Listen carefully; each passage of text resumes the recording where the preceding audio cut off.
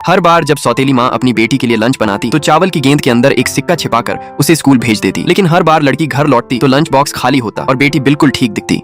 सौतेली माँ को कुछ गड़बड़ लगने लगी। उसने सीधे पूछा, राइस बॉल अच्छा था? लड़की ने बिना झिझके कहा, हाँ बहुत अच्छा था। तभी महिला को एहसास हुआ, मैंने चाहे उसके साथ कितनी भी अच्छाई की हो, इस लड़की ने मुझे कभी दिल से स्वीकार नहीं किया। गुस्से में वह पार्क गई और झूले पर बैठी एक छोटी बच्ची को जोर से धक्का देने लगी। बच्ची कितना भी चिल्लाई, महिला ने ऐसा दिखाया जैसे उसे कुछ सुनाई ही नहीं दे रहा। पास के माता पिता को कुछ गलत लगा। वे दौड़ कर आए और महिला को नीचे धक्का देकर वहां से भाग गए। उन्हें घबराते हुए देखकर महिला के चेहरे पर अचानक एक डरावनी मुस्कान आ गई। असल में लीसा के एक अमीर परिवार में शादी करने के बाद से ही उसकी सौतेली बेटी ऊपर से उसे पसंद करने का नाटक कर रही थी। दोनों के बीच सब कुछ अच्छा दिखता था और लीसा भी खुश थी, लेकिन दिल से लड़की ने उसे कभी स्वीकार नहीं किया। लड़की के जन्मदिन पर लीसा उसे खुश करना चाहती थी और उसने उसे एक पेंसिल केस दिया। लड़की बहुत खुश दिखी। कुछ दिनों बाद लीसा ने पूछा, तुम मेरे दिए पेंसिल केस का इस्तेमाल क्यों नहीं कर रही? लड़की ने कहा, मेरी क्लासमेट उसे ले गई। अगले दिन लीसा और उसका पति स्कूल गए, लेकिन उस क्लासमेट ने साफ कहा कि उसने पेंसिल केस लिया ही नहीं था। अगले ही दिन घर का टॉयलेट क्लॉग हो गया। पहले लीसा ने ज्यादा ध्यान नहीं दिया, लेकिन प्लम्बर काफी देर तक काम करने के बाद आखिरकार टॉयलेट से वही पेंसिल केस निकाल लाया जो लीसा ने अपनी बेटी को दिया था। लीसा यह देखकर हैरान रह गई। उसे यकीन नहीं हो रहा था कि इतनी छोटी बच्ची इतनी चालाकी कर सकती है।